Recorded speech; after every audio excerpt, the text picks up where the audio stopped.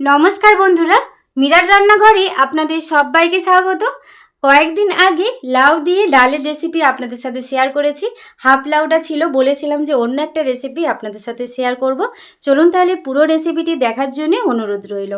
এখানে লাউটা আমি কেটে নিচ্ছি। এবার একটু মোটা মোটা করে ছালটা আমি ছাড়িয়ে নেব।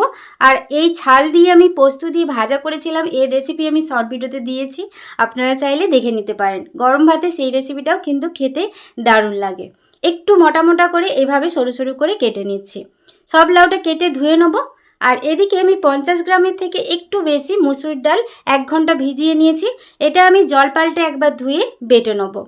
কড়াইয়ে অল্প তেল দিয়েছি, তেলটা চারদিকটা এইভাবে ছড়িয়ে নিচ্ছি। তেলটা যখন গরম হয়ে যাবে এর মধ্যে আর ডালটা যে ভেজে নিয়েছিলাম সেটা লবণ হলুদ দিয়ে ভালো করে ফেটিয়ে নিয়েছি, সেটা ছোট ছোট করে বড়ার আকারে ওই তেলের মধ্যে দিয়ে দিচ্ছি। আপনারা এই মুসুর ডালের যদি বড়ি থাকে বা খেসারির ডালের বড়ি আপনারা বানিয়ে থাকেন, তো তাকে দিয়ে এই রেসিপিটা বানালেও কিন্তু এই রেসিপিটা খেতে ভালো লাগবে। মিডিয়াম আঁচে উল্টে পাল্টে হালকা করে বড়াগুলো ভেজে নেব। পুরো রেসিপিটি আপনারা দেখতে থাকুন। রেসিপিটা গরম ভাতে দারুণ লাগে, আর কিছুই লাগবে না এই রেসিপিটা ছাড়া। এখানে হালকা আঁচে ভেজে নেওয়ার পর এবার বড়াগুলো আমি তুলে নিচ্ছি। ওই একই কড়াইয়ের মধ্যে আরেকটু তেল দিয়েছি। এখানে লবণ হলুদ মাখানো চিংড়ি মাছ কয়েকটা নিয়েছি, এভাবে ভেজে নিচ্ছি। আপনারা যে কোনো একটা দিতে পারেন, হয় ডালের বড়া নইলে এই চিংড়ি মাছ দিয়ে এই রেসিপিটা বানিয়ে নিতে পারেন। মিডিয়াম আঁচে এগুলোকেও আমি ভেজে তুলে নিলাম। কড়াইয়ে আরেকটু তেল দিলাম।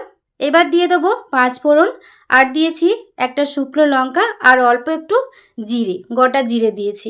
আপনারা তেজপাতা চাইলে এর মধ্যে একটা দিতে পারেন। একটু নাড়াচাড়া করে ভেজে নিচ্ছি।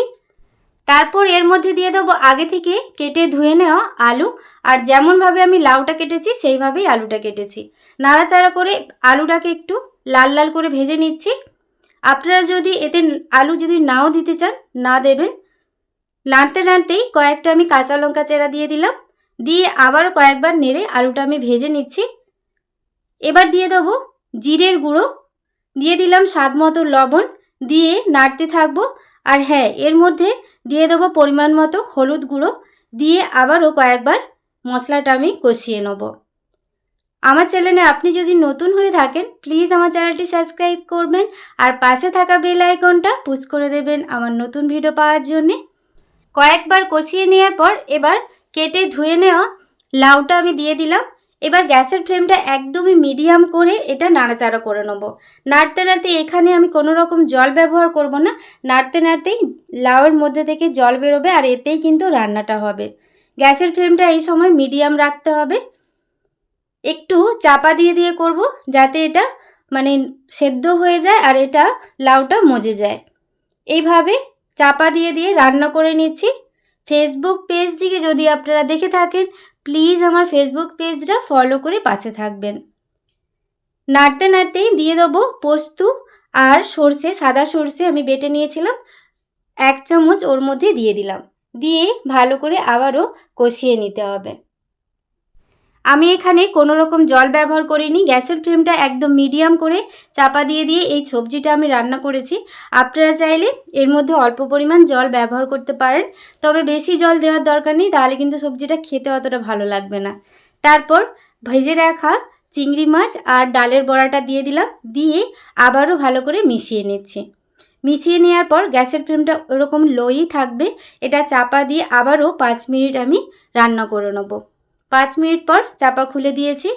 দেখুন এটা এবার হয়ে এসেছে, আর একটু শুকনো শুকনোই এই রেসিপিটা হবে।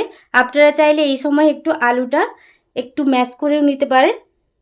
আজকের এই রেসিপিটি আপনাদের কেমন লাগলো অবশ্যই কমেন্ট করে জানাবেন। রেসিপিটি ভালো লেগে থাকলে প্লিজ একটি লাইক কমেন্ট শেয়ার করবেন। এবার গ্যাসের ফ্লেমটা আমি অফ করে দেবো। অল্প একটু ঘি দিয়ে দিলাম, দিয়ে গ্যাসের ফ্লেমটা অফই থাকবে। 5 মিনিটের মতো চাপা দিয়ে দিলাম। চাপা দেওয়ার পর দেখুন এখানে গরম গরম ভাতের সাথে খাওয়ার জন্য একদম রেডি। আজকের মতো রেসিপিটি এ পর্যন্তই। সবাই ভালো থাকবেন, সুস্থ থাকবেন। ধন্যবাদ।